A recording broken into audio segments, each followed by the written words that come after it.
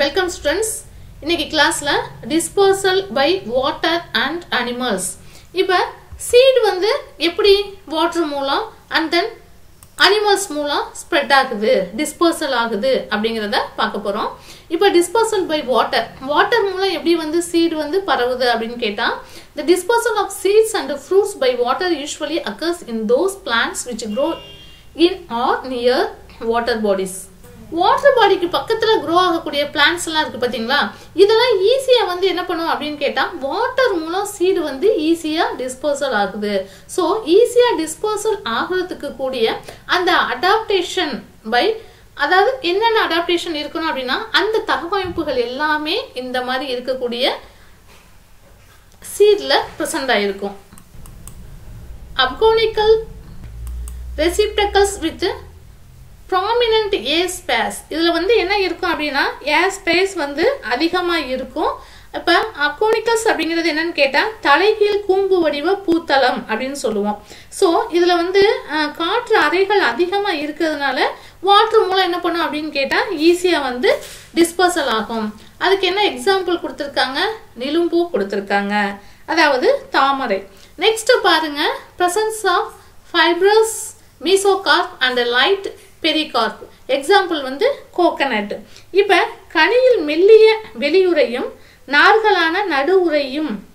இப்ப தேங்காய் எல்லாம் இருக்கு பாத்தீங்களா, கோகனட் அப்படிங்கிறது தேங்காய். அது என்ன அதோட அவுட்டர் லேயர்ஸ் பாத்தீங்க அப்படின்னு கேட்டா அதுல என்ன இருக்கும், நமக்கு மெல்லிய வெளியுறை இருக்கும்.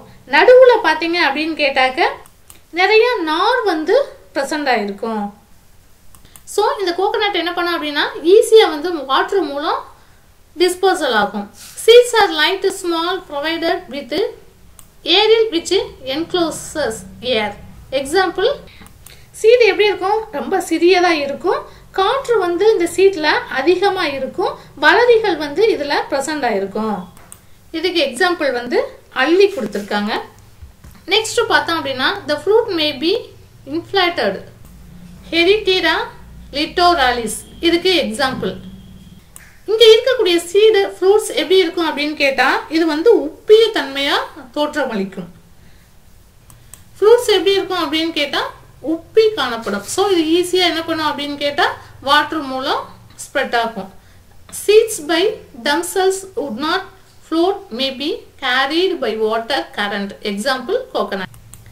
இப்ப கோகனட் பாத்துக்கிட்டீங்க அப்படின்னு கேட்டா காற்று மூலம் இது என்ன பண்ணாது அப்படின்னு கேட்டாக்க டிஸ்பர்சல் ஆகாது இல்லையா. ஆனா வாட்டர் மூலம் என்ன பண்ணும் அப்படின்னு கேட்டா ஓடும் தண்ணியில என்ன பண்ணும் அப்படின்னு கேட்டா இது அரிச்சுக்கிட்டு போய் ஒரு இடத்துல இருந்து இன்னொரு இடத்துக்கு டிரான்ஸ்பர் ஆகும். சோ ஈஸியா வந்து என்ன பண்ணும் அப்படின்னா ஸ்ப்ரெட் ஆகும். எக்ஸாம்பிள் வந்து coconut.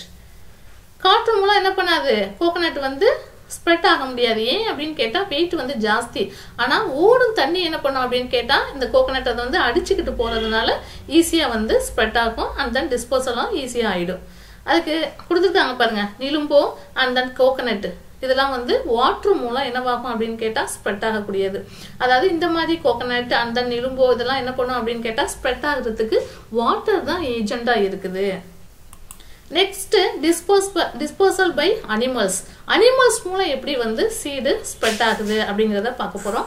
Birds and mammals including human beings play an efficient and important role in the dispersal of fruits and seeds. Seed வந்து டிஸ்போசல் ஆகிறதுக்கு பேர்ட்ஸ், மெம்மல்ஸ், பாலூட்டிகள் இருக்கு பாத்தீங்களா, இது இல்லாம ஹியூமன் பீயிங் என்ன பண்றாங்க, ஹியூமன்ஸ்மே சீடு டிஸ்போசல் ஆகிறதுக்கு ஏஜெண்டா தான் இருக்காங்க. ஃபர்ஸ்ட் பாருங்க, hooked fruit அப்படிங்கிறது கொக்கிகளுடன் கூடிய கனிகள். The surface of the fruits or seeds have hooks. அதாவது என்ன பண்ணும் அப்படின்னு கேட்டாக்க இங்க இருக்கக்கூடிய ஃப்ரூட்ஸ் மற்றும் அத சீட்லாம் என்ன மாதிரி இருக்கும் அப்படின்னா கொக்கி மாதிரி இருக்கும். அதுக்கு என்ன எக்ஸாம்பிள் கொடுத்திருக்காங்க அப்படின்னா சாந்தியம் எக்ஸாம்பிள் கொடுத்திருக்காங்க. அடுத்தது பாருங்க பாப்ஸ், அதுக்கு எக்ஸாம்பிள் ஆண்ட்ரோபோகன் கொடுத்திருக்காங்க. நுண்ணிலை செதில்கள் மாதிரி இருக்கக்கூடியது. அடுத்தது ஸ்பின்ஸ், அதாவது முட்கள் இருக்கும். அரிஸ்டிடா, அதுக்கு எக்ஸாம்பிள் கொடுத்திருக்காங்க. By means of which they adhere to the body of the animals or cloths of the human beings and get dispersal. இந்த மாதிரி என்ன பண்ண அப்படின்னு கேட்டாக்க இந்த மாதிரி சீட்ஸ் எல்லாம் அனிமல்ஸோட உடல்லையோ இல்லைன்னா மனிதனோட கிளாத் இருக்கு பாத்தீங்களா அதில் போய் ஒட்டிக்கிறதுனால ஈஸியாக இது வந்து சீடு வந்து டிஸ்போசல் ஆகுது. எது அப்படின்னா சாந்தியம், ஆண்ட்ரோஃபோகன், அரிஸ்டிடா இந்த மாதிரி சீட்ஸ் வந்து குக்டு ஃப்ரூட் அப்படிங்கிறது குக்கி மாதிரி இருக்கிறதுனால அனிமல்ஸோட பாடியிலையோ ஹியூமன் பீயிங்ஸ் கிளாத்லையோ ஒட்டிக்கிறதுனால ஈஸியாக வந்து டிஸ்போசல் ஆகுது. Sticky fruit and seeds. Some fruits have sticky glandular hairs by which they adhere to the fruit are grassing animals. சில ஃப்ரூட்ஸ்ல பாத்தீங்க அப்படின்னா இந்த glandular hairs அப்படிங்கிறது மெயினா பாத்தீங்க அப்படின்னா சிலதுல சுரப்பி தூவிகள் வந்து அதிகமா இருக்கும். சில கனிகள்ல ஒட்டிக்கொள்ளும் சுரப்பி தூவிகள் வந்து அதிகமா காணப்படும். ஸோ இதனால என்ன பண்ணும், அங்க இருக்க விலங்கு அதாவது ஒரு அனிமல்ஸ் போனுச்சு இல்ல வந்து ஏதாவது ஒரு பேர்ட்ஸ் போனுச்சு இல்ல ஹியூமன் பீயிங்ஸ் போனாங்க அப்படின்னு கேட்டா ஈஸியா அந்த சீடு வந்து என்ன பண்ணும் அனிமல்ஸோட பாடியில ஈஸியா வந்து அதோட அனிமல்ஸ் ஹேர்ல வந்து ஈஸியா ஒட்டிக்கணும். எக்ஸாம்பிள் வந்து இதுக்கு போயர் ஹாபியா மற்றும் கிளியோம் இதெல்லாம் வந்து இதுக்கு example. Next some fruits have viscid layers which adhere to beak of the bird which eat them, and when they rub them on to the branch of the tree. இப்ப some fruitsல பாத்தீங்க அப்படின்னு கேட்டா பிசுபிசுப்பான அடுக்கு வந்து என்ன பண்ணும் அப்படின்னு கேட்டா அங்க இருக்கும். பிசுபிசுப்பா இருக்கக்கூடிய அதாவது ஆயில் லைக் ஸ்ட்ரக்சர் அந்த ஃப்ரூட்ஸ் மேல இருக்கும். ஸோ அங்க வந்து இப்போ ஒரு பேர்ட்ஸ் வந்து அந்த ஃப்ரூட்ஸை உண்ணும் போது என்ன பண்ணும் அப்படின்னு கேட்டா அதோட மூக்குல போய் என்ன பண்ணிக்கணும் அப்படின்னு கேட்டா இந்த ஃப்ரூட் சீடு வந்து ஒட்டிக்கிடும் இல்லையா. ஸோ அந்த ஃப்ரூட்ஸ் வந்து ஏதாவது ஒரு மரத்துல போகுது அதோட மூக்கை வந்து என்ன பண்ணும் அப்படின்னு கேட்டாக்க டச் பண்ணும்போது சீடு வந்து ஒட்டி இருக்க சீடு வந்து என்ன பண்ணிடும் ஈஸியா வந்து பரவ ஆரம்பிச்சிடும்.